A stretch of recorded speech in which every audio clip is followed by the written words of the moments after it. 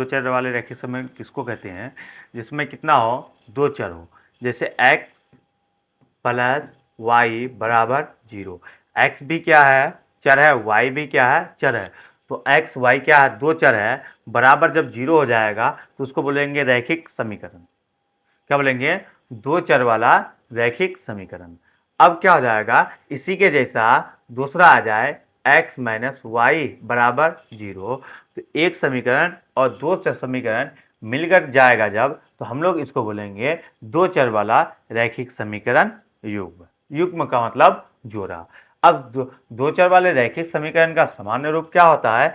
a1x plus b1y plus c1 बराबर 0। अब क्या होगा, a2x plus b2y plus c2 बराबर 0।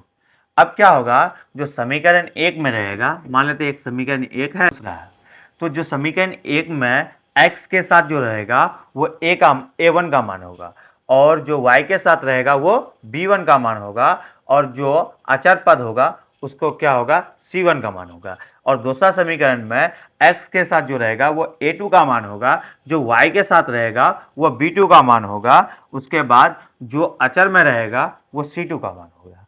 अब कहेंगे क्या, a1 b1 c1 a2 b2 और c2, इसको हम लोग बोलते हैं वास्तविक संख्या।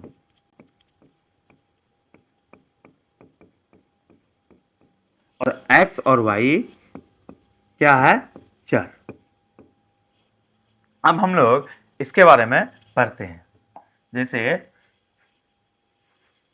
a1 बाई a2 बराबर नहीं होगा b1 बाई b2।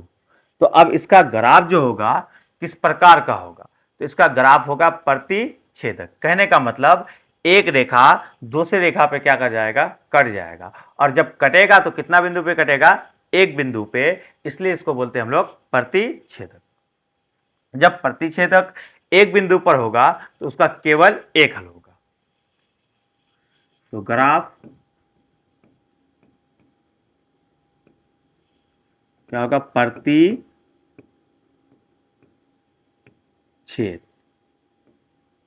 जब प्रतिच्छेद करेगा तो कितना बिंदु पर कटेगा, एक बिंदु पर। तो हम लोग इसको बोलते हैं केवल एक हल। जब केवल एक हल होगा तो इसका दूसरा नाम है अद्वितीय हल।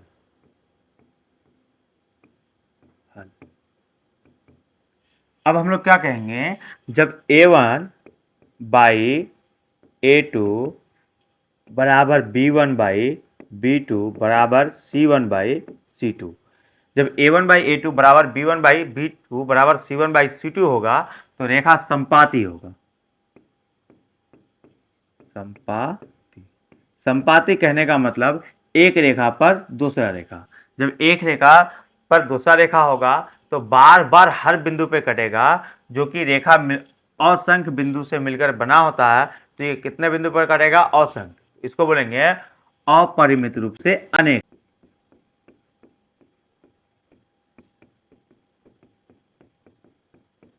अनेक हल।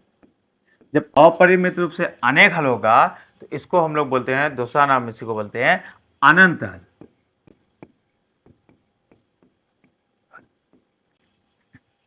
अब क्या कहेंगे, a1 बाई a2 बराबर b1 बाई b2 बराबर नहीं होगा c1 बाई c2 के। तो इसको बोलते हैं समांतर रेखा। क्या बोलेंगे, समांतर रेखा। जब समांतर होगी तो एक दूसरे क्या चलेगा, समांतर चलेगा, जो कभी नहीं कटेगा। जब कभी नहीं कटेगा तो उसका क्या, कोई हल नहीं, कोई हल नहीं। अब ये बोलते हैं प्रतिच्छेदी और संपाती जो होगा उसको हम लोग बोलते हैं संगत, और इसको बोलते हैं असंगत। अब हम लोग एक एक उदाहरण के जरिए समझते हैं, जैसे 3x प्लस 4y प्लस 7 बराबर 0। दूसरा ले लेते हैं 6x प्लस 7y प्लस 3 बराबर 0। अब क्या करेंगे, जो समीकरण 1 में रहेगा x के साथ वो a1 का मान होगा, तो a1 का मान 3, उसके साथ क्या होगा b1 का मान 4, और जो अचर पद रहेगा वो c1 का मान होगा तो 7।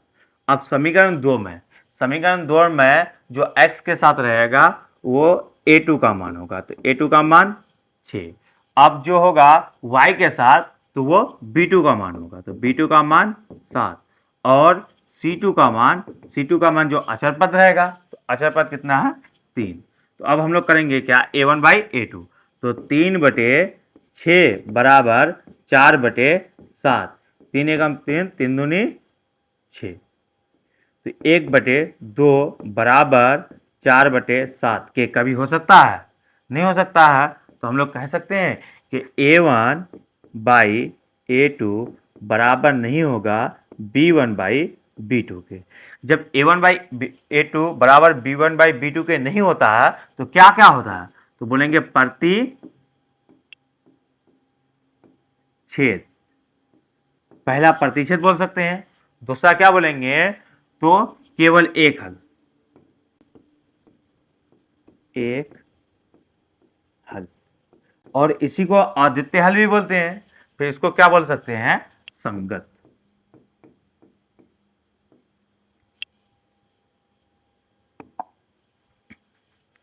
अब क्या ले लेंगे,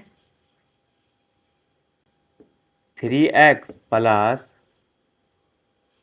7y प्लस 14 बराबर 0।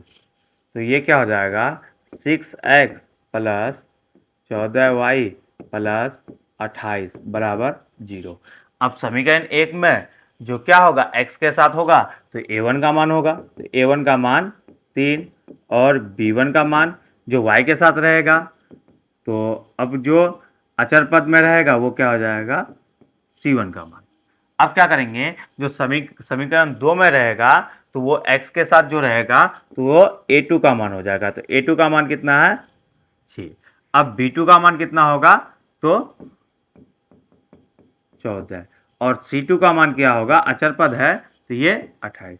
तो अब हम लोग इसको क्या कहेंगे a1 बाई a2, तो a1 बाई a2 3/6 बराबर 7/14 बराबर 14/28, तो 3 एकम 3, 3 दूनी 6, 7 एकम 7, 7 दूनी 14, 14 एकम 14, 14 दूनी 28, तो 1/2 बराबर 1/2 बराबर 1/2। अब क्या कहेंगे a1 बाई a2 बराबर b1 बाई b2 बराबर c1 बाई c2। जब बराबर हो जाएगा तो हम लोग क्या कह सकते हैं इसको, तो संपाती, संपाती कह सकते हैं। दूसरा क्या कह सकते हैं, अपरिमित रूप से अनेक हल, रूप से अनेक हल, और इसी को अनंत हल भी बोलते हैं, और इसका क्या नाम हो सकता है, तो संगत।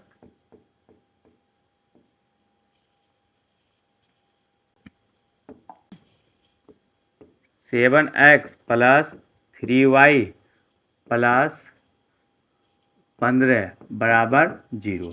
अब ले लेते हैं 14x प्लस 6y प्लस 28 बराबर 0। अब क्या करेंगे, जो समीकरण 1 में है तो समीकरण 1 में x के साथ क्या है तो 7 है, और b1 कितना हो जाएगा तो 3, और c1 कितना हो जाएगा तो 15। अब जो समीकरण 2 में है तो x के साथ क्या है a2 का मान 14, और b2 का मान कितना है तो 6, और c2 का मान 28। अब हम लोग क्या करेंगे a1 बाई a2 बराबर b1 बाई b2 करेंगे, तो 7/14 बराबर 3/6 बराबर 15/28, तो 7 एकम 7, 7 दूनी 14, 3 एकम 3, 3 दूनी 6, तो 1/2 बराबर 1/2 बराबर 15/28। क्या ये दोनों तो आपस में बराबर है, ये बराबर है तो बराबर नहीं है। तो हम लोग क्या कह सकते हैं कि A1/A2 बराबर B1/B2 बराबर नहीं होगा C1/C2 के। जब ये हो जाएगा तो हम लोग इसको क्या कह सकते हैं, समांतर। समांतर और दूसरा क्या कहेंगे, कोई हल नहीं, कोई हल नहीं, और इसी को बोलेंगे असंगत।